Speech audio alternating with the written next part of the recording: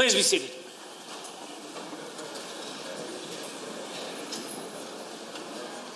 Messages from Her Honour, the Honourable the Lieutenant Governor. The Honourable the President of the Treasury Board and the Minister of Finance. Mr. Speaker, I've received certain messages from Her Honour, the Honourable the Lieutenant Governor, which I now transmit to you. All rise, please.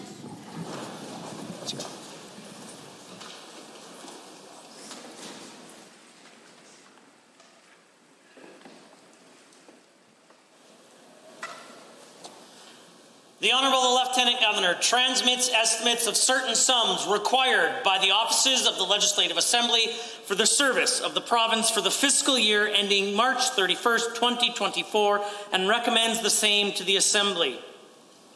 The Honourable the Lieutenant Governor transmits estimates of certain sums required by the government for the service of the province for the fiscal year ending March 31st, 2024, and recommends the same to the Legislative Assembly. Please be seated.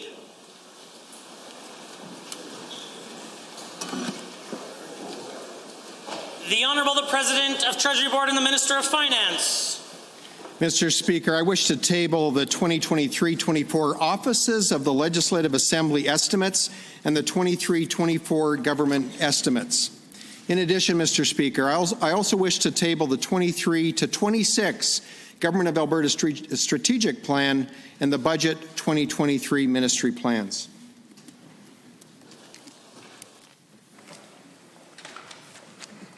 Government motions. Motion number 21. Honourable Mr. Taves. The Honourable the President of Treasury Board and the Minister of Finance.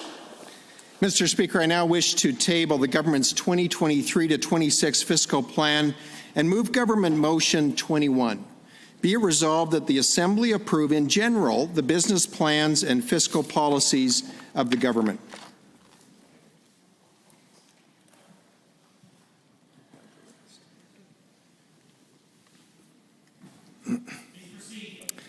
Mr. Speaker, I count it a tremendous honor today to rise in the House and present Budget 2023, the fifth I presented on behalf of Albertans. In the fall of 2019, I put forward a four-year plan to bring the province back to fiscal responsibility and a balanced budget. In some respects, these past 4 years have felt like a century, in part due to the extraordinary global challenges we've faced, but also because of how far we've come. When as a government we took office in 2019, Alberta had an economy that was flatlined, and we were spending $10 billion more than comparable provinces on services without better outcomes. Our plan to strengthen Alberta's economic foundation was twofold. First, to bring discipline to Alberta's spending. We could no longer afford to be the spending outlier among Canadian provinces. And then we were determined to position our province for competitiveness, leading to exceptional investment attraction, economic growth, diversification, and job creation, thereby ensuring an increase in fiscal capacity and provincial revenues. These goals were, to put it mildly, ambitious. To achieve them, we committed to three fiscal anchors that informed our decision-making. The first anchor was a commitment to keep Alberta's net debt to GDP ratio below 30%. This would ensure that debt and debt repayment would not strangle our economic growth. Second, it was imperative that we would get our spending in line with comparator provinces. And third, when there was economic clarity, to chart a path to a balanced budget. As we implemented our ambitious economic recovery plan, the impact on Albertans was almost immediate. Our red tape reduction initiative has saved Albertans $2.1 billion.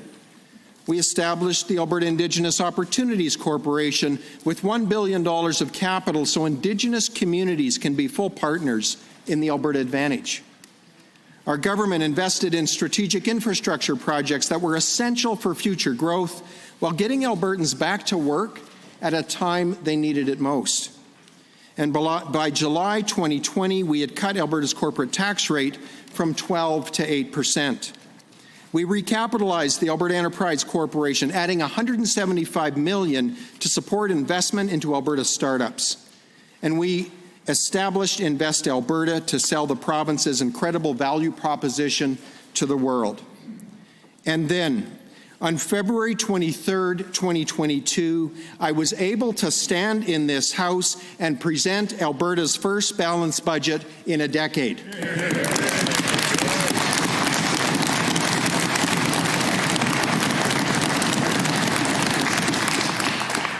And that brings us to today.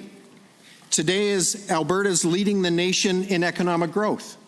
Today, with a rapidly diversifying economy, there are career opportunities that didn't even exist a few years ago. Today, Albertans pay $20 billion less in taxes than they would if they lived in the next lowest tax province. Today, after some very difficult years, the opportunities for small businesses and entrepreneurs are exploding. And today, I again present a balanced budget.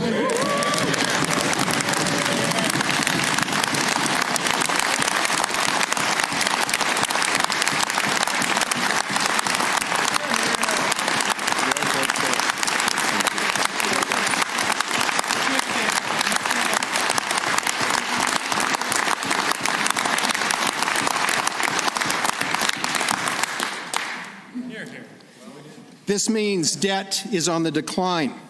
In this last fiscal year, Mr. Speaker, we paid off over $13 billion of debt, all of the debt that matured in 2022. This means lower debt service costs and more resources available for health, education, and other programs.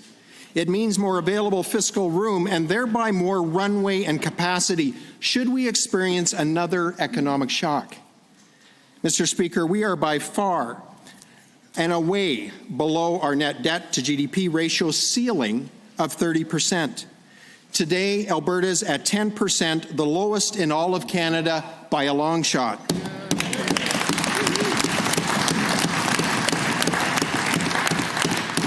And because of our strong balance sheet, Alberta has received its second credit upgrade of the year, remarkable when we consider that our last credit rating increase was back in 2001.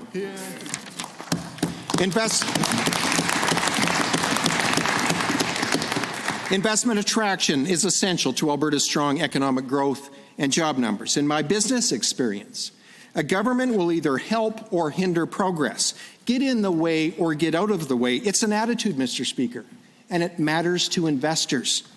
4 years ago, we put out the Open for Business sign, and we followed it up with real actions, Mr. Speaker, not just words. We've reduced business taxes, cut red tape, and have created one of the most business-friendly environments on the continent, and the results speak for themselves. In a year when venture capital investment dropped in Ontario, Quebec, and BC, we in Alberta, at $729 million, set another record. Businesses across sectors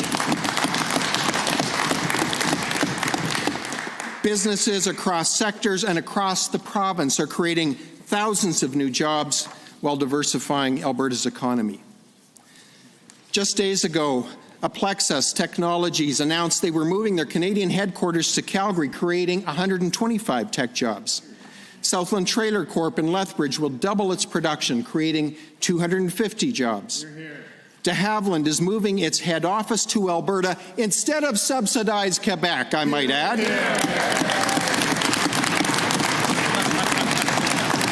And it's building an aerospace center and manufacturing plant employing 1,500 people, and that's just the start.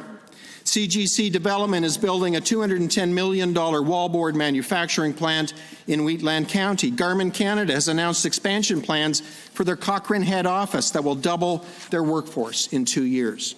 We have Imperial Oil investing $720 million in the Heartland for a biodiesel refinery. Drilling activity in the oil and gas sector ramped up to an 8-year high last year, and investment is expected to grow by a further 19% in 2023. IBM is opening its Client Innovation Centre for Western Canada in Calgary. SideTrade is investing $24 million to make Calgary its North American headquarters. Air Products is building a net zero hydrogen complex right here in the Heartland. Amazon, Walmart, Canadian Pacific, Dow, Infosys, Emphasis, HBO, Northern Petrochemical, RBC, CN Rail, Ernst & Young. I could go on and on.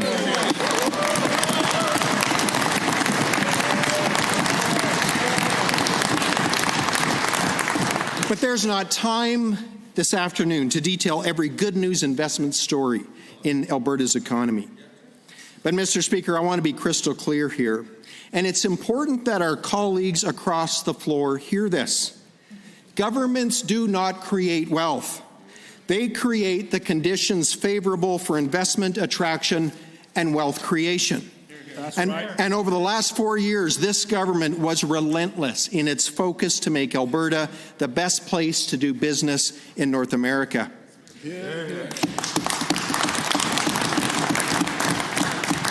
And, Mr. Speaker, behind the long list of good news stories, the best part of the story is what this means for Albertans every day on the ground. 92,000 jobs were created in 2022 and over 20,000 in January of this year. In fact, almost a quarter of all jobs created in the nation in 2022 were created right here in Alberta. And these jobs are paying Albertans more. Workers in our province make more than in any other province. Since January 2019, the amount Albertans earn per week has gone up 12%, and we expect these earnings to keep growing. Further to that, thanks to the lowest taxes in Canada, Albertans keep more of their hard-earned money in their pockets. Mr. Speaker, Canadians from other provinces and those new to Canada are taking note of Alberta's growing economy, our lower cost of living, and the abundant opportunities we offer. Like the story of Nick and Jessica, two young professionals, one from Edmonton, one from Vancouver, debating about where they're going to start life together.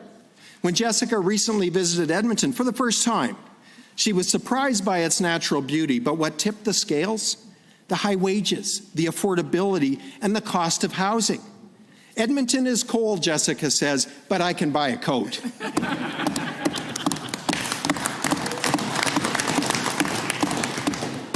It's not surprising, then, that Alberta is leading the nation in population growth, and more Canadians are moving to Alberta than any other province. Our growing population means good news for Alberta's labour market, opportunities in every sector from finance to film, energy to agriculture mean we need a skilled workforce to keep up with the labour demands in the province. Budget 2022 committed $170 million, intended to create 7,000 training spaces for jobs in high demand. And I want to commend our Minister of Advanced Education for his work in this area. Because, Mr. Speaker, he took funding for 7,000 spaces and worked with our incredible post-secondary institutions to create 10,000. 10,000 additional learning spaces for high-demand occupations and professions across sectors and across this province. Now, while Alberta's economy strengthens, we cannot afford to become complacent. We continue to face headwinds, fueled by supply chain constraints, global unrest, and our federal government's irresponsible fiscal policy. Inflation is making life more costly for all Albertans, at home, in business, and even in government. At the same time, despite record-breaking investment in Alberta, we continue to see declining business investment nationally. Since 2015, Canadian real GDP has grown by 13%, but this growth has been entirely driven by government and consumer spending and residential investment. Much of this growth has been funded by debt, and it's masked the stagnant state of Canadian business investment. Alarmingly, between 2015 and 2019, business investment in Canada actually declined. One of the impediments to business investment in Canada is Canada's growing reputation as a nation where it's difficult, if not impossible, to get large projects completed. Global investors have taken note of the many projects killed by the Trudeau government: Northern Gateway in 2016, Energy East in 2017, the Tech Frontier mine in 2020, and at least 15 LNG projects. In fact, since the Federal Impact Assessment legislation, Bill C-69, was passed in 2018, there's not been one project subject to the Act approved in all of Canada. Not only has Canada lost out on billions of dollars of investment that would have created more jobs, better paying jobs, and greater financial stability for Canadians, we've turned our back on a world that desperately needs what we offer, including responsibly produced energy. If Canada fails to maximize responsibly produced energy production, we're not only failing Canadians, we're contributing to massive hardship for the world's most vulnerable. Canadian energy will help those living on the margins heat their homes. It will make fertilizer more affordable and boost agricultural output. It will improve air quality by displacing dirtier fuels, but it can do none of these things if it's left in the ground. If Canada abdicates production, it simply moves to countries that give no credence to ESG concerns, with despotic leaders who use their energy wealth for destructive purposes. And it leads to increased emissions and pollution as more coal is used in electricity generation. In fact, Mr. Speaker, if Canada is serious about reducing greenhouse gas emissions, the best thing we can do is export clean-burning Canadian LNG.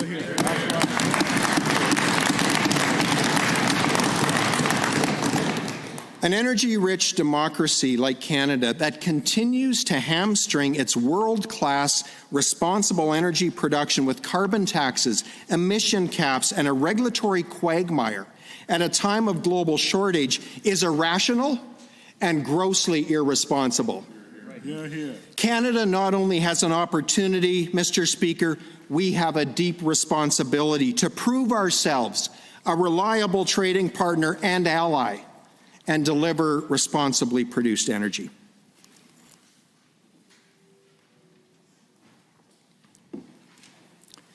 Mr. Speaker, as we reflect on our journey as a province over the past 4 years, and as we recognize both the significant triumphs and the challenges we're experiencing today, the question becomes, where do we go from here?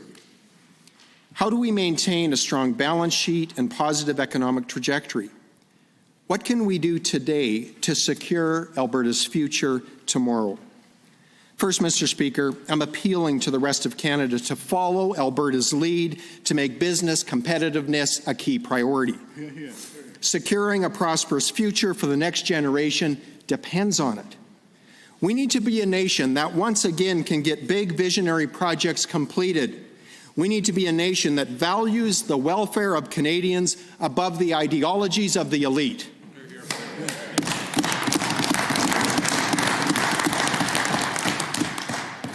In the 1980s and 90s, there was a saying going around the province, "Please, Lord, give us one more oil boom."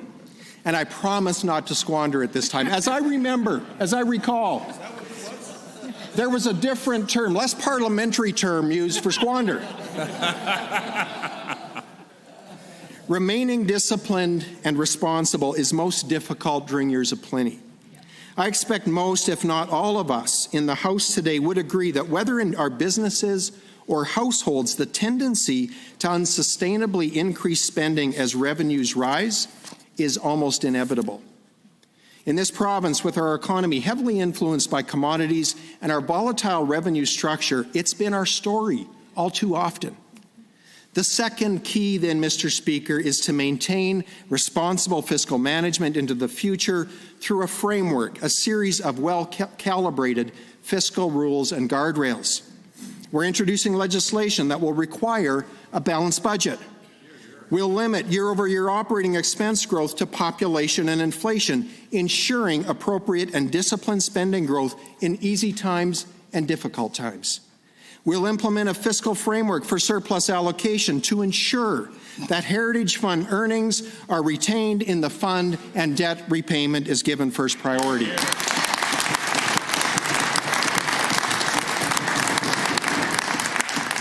Mr. Speaker, had we from day one invested the earnings of the Heritage Fund back into the Heritage Savings Trust Fund without any additional deposits other than what we have made to date, instead of the $18 billion we have in the fund today, the fund would be approaching $300 billion.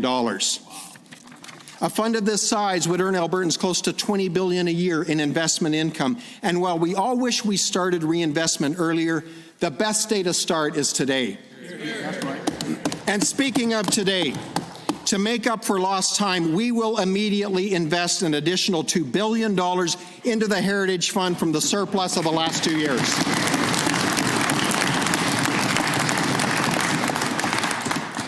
All of these measures together provide fiscal stability, enabling low taxes, and will ensure that business investment continues to be preferential to Alberta. And it means future generations will not be encumbered with a debt they did not incur. Because, Mr. Speaker, Budget 23 is about the future. It's about doing more of what has worked these past 4 years, more to champion Alberta's incredible value proposition around the world, more to attract investment, more to ensure Albertans have the services they need, and more to give a hand up to the vulnerable among us. To further position Alberta's economy for investment attraction, we're introducing a non-refundable tax credit for agriculture processing and manufacturing investment. This carefully calibrated incentive will build on our broad-based value proposition and ensure we're able to compete with neighboring jurisdictions, growing our value-added agriculture sector.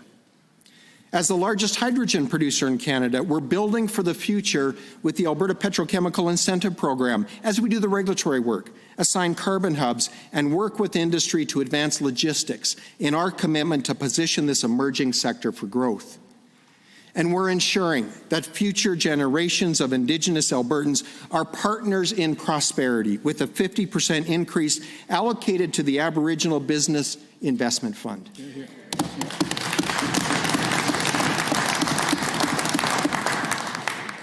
According to the Canadian Federation of Independent Business, there are 100,000 unfilled employment positions in Alberta today. It's remarkable. A skilled workforce is crucial to meet the needs of a growing and diverse economy, and as such, broad and diverse training opportunities are needed, not only to ensure key capacity for employers, but to ensure more Albertans are invited into the Alberta Advantage. In addition to the 10,000 post-secondary seats created last year, Budget 23 is allocating $111 million to expand seats in construction, tech, business, and energy, and another $11 million for aviation training with the new Bachelor of Aviation program. Over $180 million is earmarked for upgrading or expanding facilities around the province, including a new School of Business building at MacEwan University and a power engineering and instrumentation lab at Northwestern Polytechnic. Mr. Speaker, in Alberta, we, like every other province, are experiencing a serious challenge in healthcare capacity. This challenge is less about bricks and mortar, but instead a lack of frontline healthcare professionals.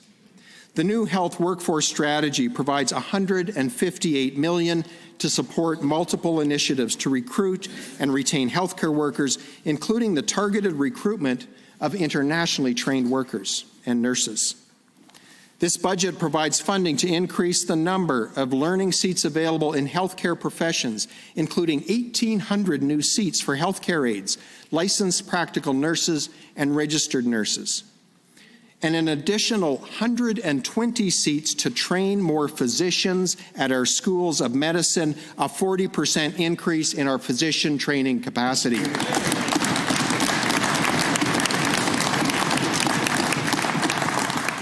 Budget 23 provides $2 billion over 3 years to fund the Healthcare Action Plan, with investments to strengthen the EMS system, reduce surgical and ER wait times, enhance and update Alberta's primary healthcare network, and empower frontline workers to provide improved services for Albertans. Although Alberta has the youngest population in Canada, it's estimated that the demand for long-term care beds could double in the next 25 years. We're investing more than $1 billion over the next 10 years to ensure that our loved ones, the ones on whose shoulders we stand, will receive the care they need in their later years.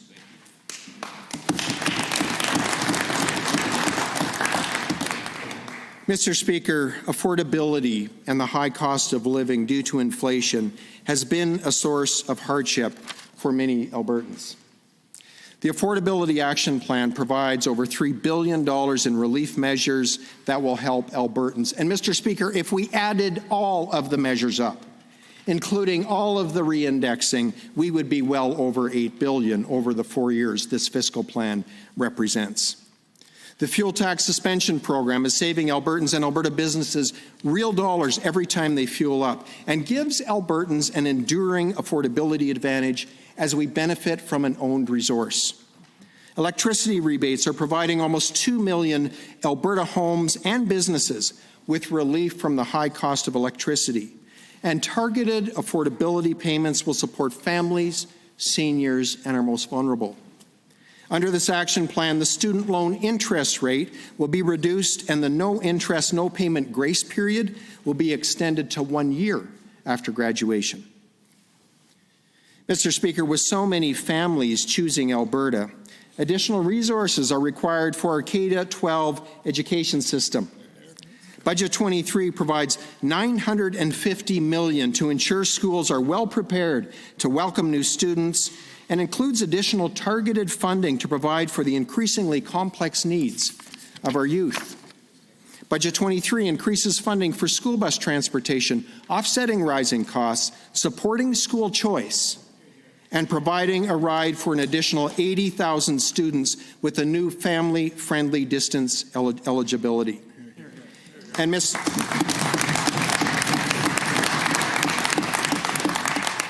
Mr. Speaker, with all these new students, we need more schools.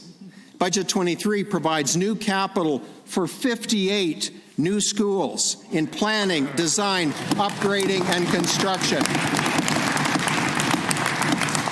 And when I say new, I need to say new means schools being refurbished and upgraded as well as brand new builds. Mr. Speaker, living a life free from the effects of crime should be the expectation of every Albertan. Sadly, this is not the case for some. Budget 23 includes a significant investment into justice and public safety, and with funding to include more Crown prosecutors and support staff to address the backlog, increase capacity, and modernize our courts. Funding is provided for increased law enforcement, more boots on the ground to better fight crime in our communities, both urban and rural. And Budget 23 is also providing $65 million over 3 years to strengthen First Nations policing. This will fund a new First Nation police service for Siksika and additional officers across the country. And Mr. Speaker, part of investment attraction means making sure we have the infrastructure and systems to meet the demands of growth. With tens of thousands of Canadians making Alberta home, the volume at land titles has been unprecedented. To all the realtors, developers, and lawyers out there, we've heard you. Service Alberta will again receive increased funding to clear up the backlog at land titles and, more importantly, to finally modernize the system. Hear, hear.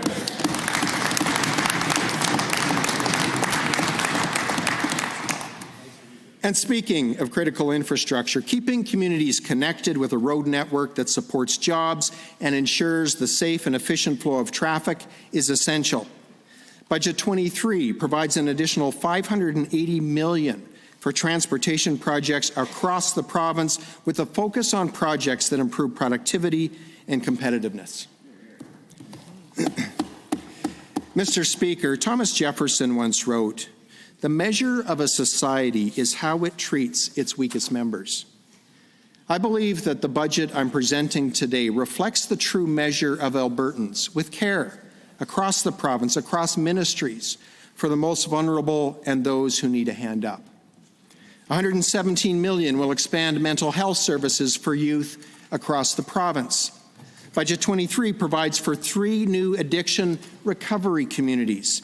And in Children's Services, $4 million of adoption supports will make it easier for a child who needs a home to become part of a family.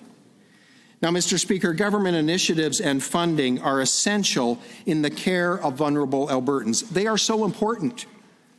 But the measure of our society goes so far beyond government programs. This province was built by people who didn't wait for government. They saw a need in their family or their community, and they stepped out to meet that need. The future of Alberta will, in some measure, be contingent upon our ability to preserve and foster the character trait of self-determination, even in our compassion. There are examples every day from every corner of our province. People like Matthew Potts from Samson Cree Nation, who opened up his restaurant's kitchen to Ukrainian newcomers. Like those from an Edmonton youth group who prepared a traditional Lebanese meal and care package for members of Edmonton's homeless community. People like Tylen Hollingshead from my constituency in Sexsmith, who raised over $24,000 for the Stollery Children's Hospital. Or 11-year-old Kennedy Bruno, who started her own T-shirt design business and donated the proceeds to the Ermine Skin Women's Shelter. There are thousands, literally thousands of stories like these across our province. And Mr. Speaker, it's stories like these that fill me with such hope for the future. Albertans are generous, compassionate, and intentional. And just like economic investment, when it comes to generosity, government can either be a help or a hindrance to Albertans as they work together to meet the needs in their communities. A good job is more than just paying the bills. It creates conditions favorable for people and families to thrive so they can lend that helping hand to their neighbor, to newcomers, or to those in their community who are less fortunate. I would like to thank the MLA for Peace River, who brought forward Bill 202, reflected in this budget, which increases the value of the charitable donations tax credit. This is a substantial investment in supporting the generosity of Albertans.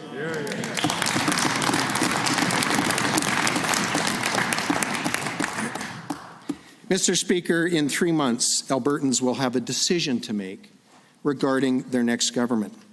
As a province, we have the benefit of contrasting two very different approaches to governance and the economy, not theoretical or hypothetical conjecture, but the actual results of two contrasting economic strategies. Now, Mr. Speaker, I want to be clear. I believe that almost every MLA that comes to this House, that comes with the intention of making life better for Albertans, regardless of which side of the aisle they sit. But we have to be honest with ourselves and the people we were elected to serve. The NDP's economic management model of raising taxes, increasing regulatory burden, high operational spending, and working to expedite the energy transition in conjunction with Trudeau's Liberals was nothing short of disastrous. It resulted in the flight of billions of dollars in capital, tens of thousands of lost jobs, and perpetual deficits. Our government brought a different approach.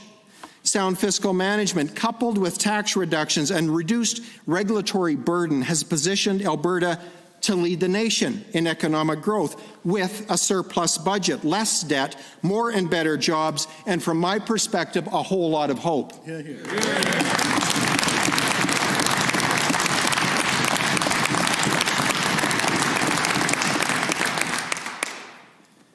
Mr. Speaker, 61 years ago, my parents came west to Alberta with nothing more than a dream, a big work ethic, and a deep sense of self-determination, a story shared by so many in this province. They worked hard, sacrificed much, and built a home and a life for their family in a place where opportunities abound, and in a province where family, faith, and community are held in high regard. We, the next generation, are privileged to build on that solid foundation and are now working to secure a similar future for those that will follow. Mr. Speaker, 4 years ago, I sought public office for one reason: to fight for an Alberta that can offer the next generation of Albertans the same opportunities, prosperity, and freedom this province has offered me and my family. The same opportunities for our children and grandchildren, for people like Nick and Jessica, and for those that don't yet call this land their home. Mr. Speaker, the same opportunities for all Albertans. We've faced some real challenges these last few years, but like those that came before, Albertans have dug in, worked hard, made incredible progress, and I couldn't be more optimistic and hopeful about the future of this province. In fact, Mr. Speaker, I believe Alberta's best days are ahead. Thank you.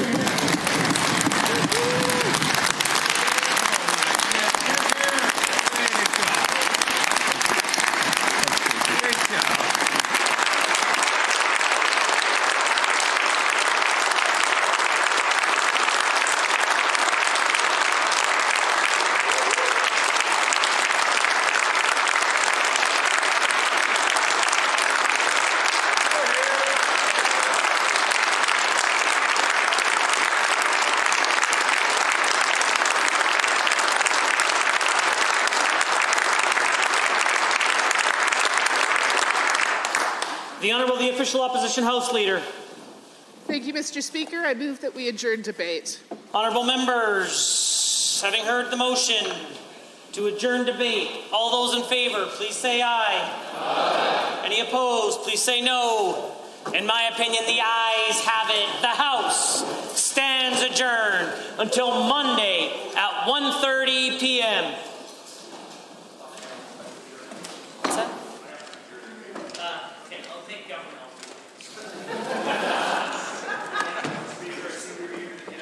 And go report such great news to our constituents. So with that said, I do move that in accordance with Government Motion 20, the Assembly be adjourned until 1:30 p.m. on Monday, March 6th. I feel like we've been here before. Having heard the motion as proposed by the Honourable Government House Leader, all those in favour, please say aye. Aye. Any opposed, please say no.